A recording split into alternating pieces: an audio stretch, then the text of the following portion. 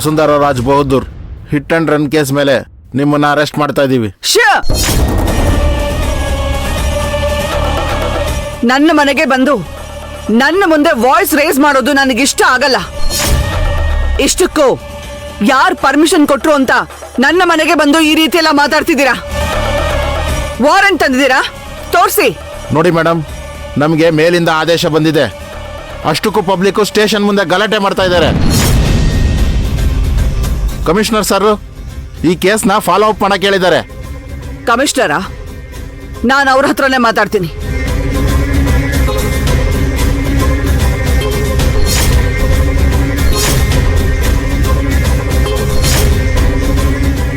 Hello, commissioner sir?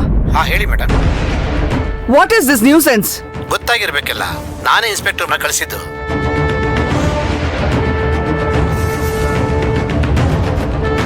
ಇನ್ಸ್ಪೆಕ್ಟರ್ನ ಕಳಿಸಿ ಯಾವ ನಾಟಕ ಆಡಿಸ್ತಾ ಇದ್ದೀರಾ?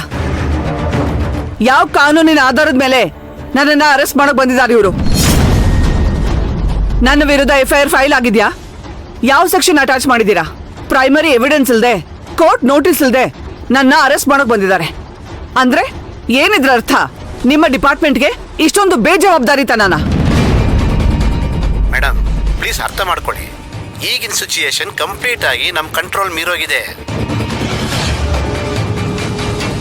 ನ್ಯೂಸ್ ಚಾನೆಲ್ಸ್ ನಲ್ಲಿ ಬರೀ ಸುದ್ದಿ ಇದೆ. ಸ್ಟೇಷನ್ ಮುಂದೆ ಜನ ಕಲ್ಲು ತೂರಾಟ ಮಾಡ್ತಿದ್ದಾರೆ.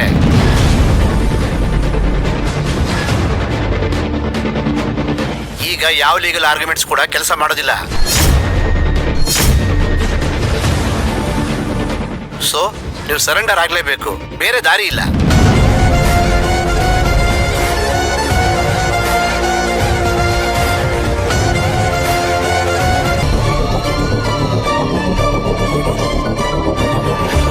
ಲೀಗಲ್ ಸಿಸ್ಟಮ್ ಅಂದ್ರೆ ಮೀಡಿಯಾ ಹೆಡ್ಲೈನ್ಸ್ ಅಲ್ಲ.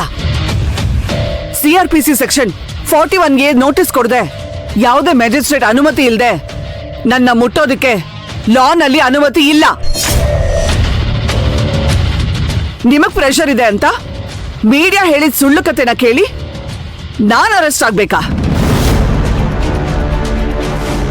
This is Vasundhara Raj Bahadur. ನನ್ನನ್ನ ಕಸ್ಟಡಿಗೆ ತಗೋಬೇಕು ಅಂದ್ರೆ ಅದಕ್ಕೆ ಬೇಕಾದ ಪ್ರೂಫ್ ತೋರಿಸಿ, ಆಮೇಲೆ ಅರೆಸ್ಟ್ ಮಾಡಿ. ಇಲ್ದೆ ಹೋದ್ರೆ ನಿಮ್ಮ ಕಾಕಿ ಯೂನಿಫಾರ್ಮ್ನ ಕಳ್ಚಬೇಕಾಗತ್ತೆ. ಆ ತರ ಪರಿಸ್ಥಿತಿನ ನಾನ್ ತರಬೇಕಾಗತ್ತೆ. ನೋಡಿ ಮೇಡಮ್, ನೀವೆಷ್ಟೇ ಲಾ ಪಾಯಿಂಟ್ ಮಾತಾಡಿದ್ರು ಸದ್ಯದ ಪರಿಸ್ಥಿತಿಲಿ ಕೋರ್ಟ್ ಕೂಡ ಜನರ ಪ್ರೆಸರ್ಗೆ ಬೆಲೆ ಕೊಡಲೇಬೇಕಾಗುತ್ತೆ. ಈಗ ನೀವು ಅರೆಸ್ಟ್ ಆಗೋಕೆ ಒಪ್ಪದೇ ಇದ್ರೆ ಫೋರ್ಸ್ ಯೂಸ್ ಮಾಡಿ ನಿಮ್ಮನ್ನ ಹೇಳ್ಕೊಂಡು ಹೋಗ್ಬೇಕಾಗುತ್ತೆ.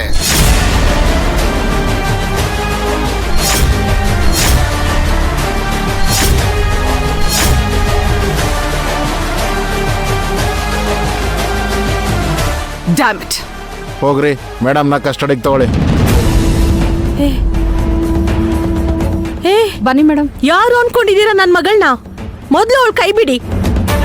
ಮಾಮ್, ನಾನು ಬೇಲಿಗೆ ಅರೇಂಜ್ ಮಾಡ್ತೀನಿ. ಲಾಯರ್ಗೆ ಬರೋಕ್ಕೆ ನಾನು ಇವಾಗಲೇ ಹೇಳ್ತೀನಿ.